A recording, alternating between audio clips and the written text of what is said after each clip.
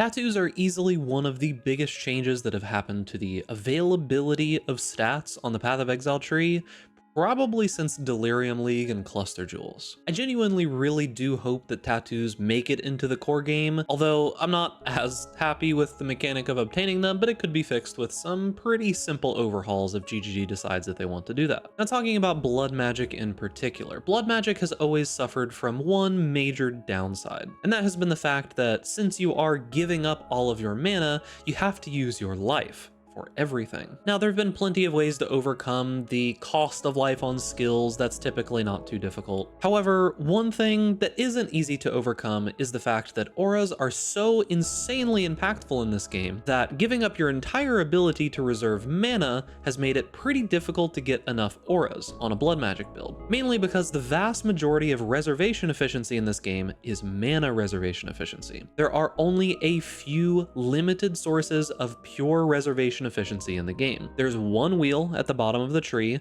one mastery under aura reservation, and beyond that it's Enlighten and Ashes of the Stars, and I guess now we have Replica Dragonfang's Flight. However, there's not much more beyond those sources. With the addition of 3.22 Trials of the Ancestors, we have gotten a tattoo that gives us 4% life reservation efficiency, and 4% is a lot. What this enables us to do is finally be able to actually have some reasonable amount of auras on a blood magic build. And if you really wanted to go super deep into it, you could utilize Warrior's Tale, among other things, to get some pretty serious amounts of life reservation efficiency. But that's not the only thing that the build that I'm currently playing is utilizing. As you might see in the background footage here, there are a few times where I'm essentially just kind of standing still in a giant group of enemies in a tier 16 map and not really worrying too much about my defenses. That's because with being able to modify the different kinds of stats that you can have in different parts of the tree, it's very easy to kind of put like band-aid fixes on certain portions of the tree that lack certain kinds of defenses. One big issue with the upper left portion of the tree is that Glancing Blows is intended to be one of the main defensive layers of this area on the tree. However, it really isn't that good these days. There's so many sources of recovery that Glancing Blows and life gain or energy shield on block just really doesn't cut it anymore. And what if the build that you were trying to utilize needs a unique shield? In this video, we'll go over all of my findings when it comes to tattoos on the left side of the tree, how they can interact with blood magic, and a bunch of cheap uniques to get a pretty powerful character out of some pretty underutilized gear. Now, if you're new to the channel, make sure that you subscribe, and without further ado, let's get into it. Now, I do want to mention up front that this is not going to be a build guide. There won't be a POB included or anything like that just yet. I do need to finalize the character, craft a whole bunch of gear, and, get some stages to the character available so that if anybody did want to follow it, they would have some information to go off of. Now, this particular build is going to be a Firestorm Blood Magic Inquisitor. Now, this is nothing like super new by any means. There have been a few people that have ran relatively similar setups in recent time. However, when I looked around, I didn't really see anybody utilizing tattoos to their fullest potential here. I saw like some league start guides and some guides from Crucible and stuff like that. And while they all use relatively similar setups, it's not exactly what I would say is the best option at the current moment. Now, this idea was originally brought to my attention by one of my viewers named Phoenixia over at twitch.tv/bigducks, which you should go follow, by the way. And if you're interested in seeing any of the like progression of this character, or like I spent an entire day pretty much just like hashing out what gear and how to craft it, there's a live tab on my YouTube that has like the VODs of all of my different live streams, and those videos will have all the information that you pretty much need about my thoughts going into this character if you can't wait until a build guide. However, let's talk about some specifics. Now, ignore my gear. My gear is absolute garbage. Most of it is not correct. Like, I'm using Dune Kubiari, so like that should tell you that I'm not actually like optimized in any of my gear yet. This weapon is okay, but I kind of just tossed it on because it had some cast speed, and cast speed was something that was sorely lacking from the build, and POB said it was a decent amount of damage, so I just tossed it on for now. Something like Divinarius or a crafted weapon would be significantly better. And like you can see, I'm using like Ventor's Gamble, a Crown of the Inward Eye from my previous character, a random like stuff from my stash. I'm using Replica Dragonfang's Flight because it was super cheap. But talking about this particular setup, one of the main ways that we are going to be utilizing blood magic is going to be through this Infernal Mantle. Now, Infernal Mantle notably has one massive downside, and that is going to be 100% increased spell damage taken when on low mana. That means that you can't use this chest piece if you're going to reserve auras. You can't really use this chest piece if you're ever going to be on low mana, because that is just going to straight up get you killed. However, the upsides of this chest piece are pretty good. It's got a good amount of base energy shield, it's got a bunch of global crit strike chance, plus 3 desocketed fire gems.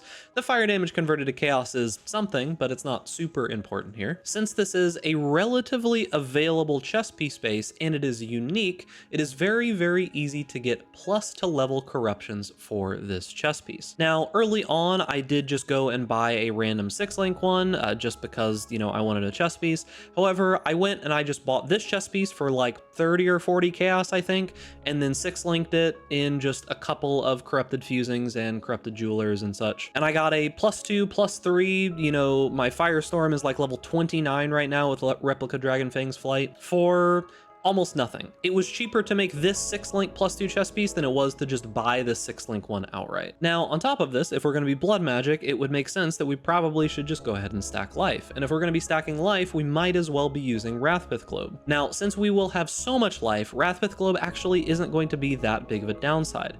Even with Spell Echo support in, which I typically am using Spell Cascade for clear right now, we are able to just sit here and spam and our life comes back up to full, well, half, if you want to talk about like being full, pretty much constantly, and we don't have to worry at all about any of the downsides of Wrathpith Globe.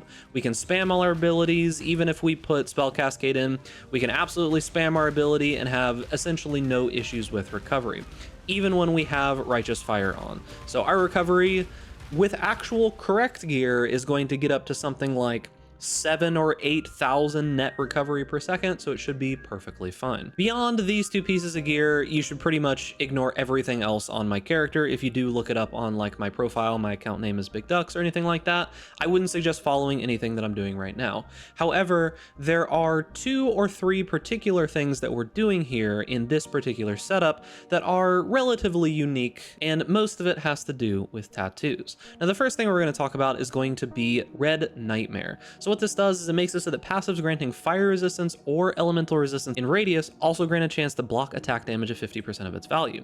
Now, normally this jewel is okay in a few different spots on the tree. However, with the addition of tattoos and being able to put fire resistance in all of these different areas, we are able to scale a ton of block chance from just this one jewel. Because not only do we get some from here, here, and here, as well as diamond skin over here on the side, but now we can get an additional 4% chance to block on every single one of these strength nodes. And if we needed more, we have 4 more strength nodes that we could allocate and put even more block in there. However, as of current, we don't really need those. This allows us to obtain some pretty significant block levels even without glancing blows on.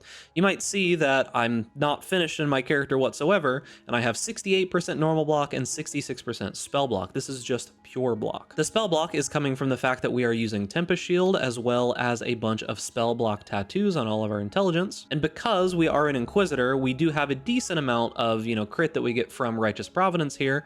But interestingly enough, the strength and intelligence that we get here is kind of nice because it makes it so that we can just tattoo every single one of our nodes on the entire tree pretty much and not have to worry about our stats. Because Wrathpith Globe is already pretty much giving us as much crit chance as we could possibly need. This plus Assassin's Mark plus Frost Shield is more than enough. So that allows us on a build that is stacking a ton of effective health pool to be able to get 75-75 block or close to that, depending on how much you actually want to invest into it, on top of tons of recovery, good defensive layers, and of course just a bunch of life. Beyond that, we are able to pretty effectively go low life and petrified blood because we are using these life reservation efficiency tattoos. Essentially, every strength node that we are not using these fire tattoos on, we are using these life reservation efficiency of skills tattoos. With a bunch of these on, I'm able to run 2 35% auras with Enlighten, of course.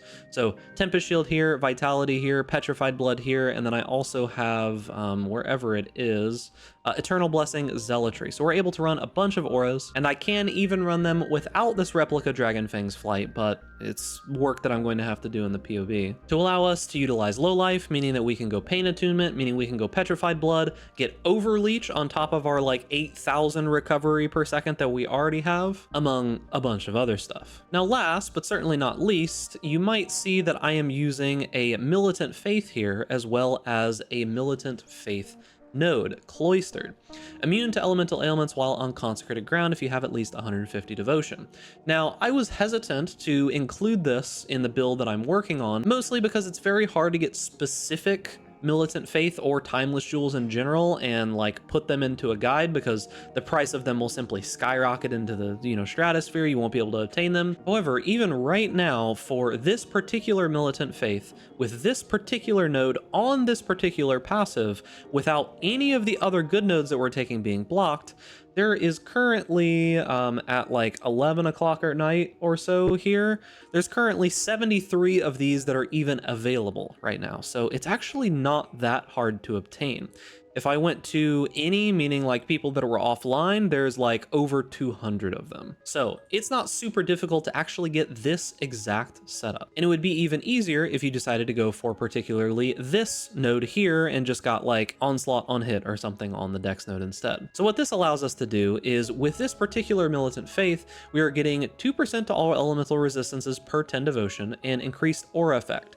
Now you can also get like area damage, you can get elemental damage, you can get a lot of different stuff, but that elemental resistance is the part that actually matters there.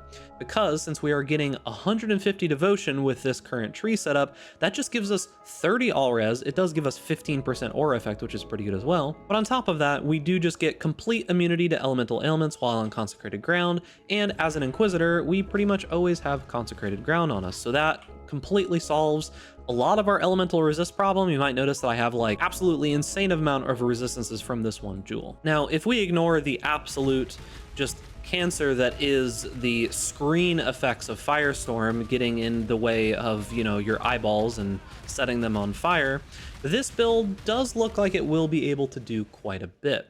Because talking about Firestorm in particular, if we do take out this spell cascade here and we use Firestorm, you'll notice that Firestorm will hit and then it has a bunch of secondary projectiles that will land in an area.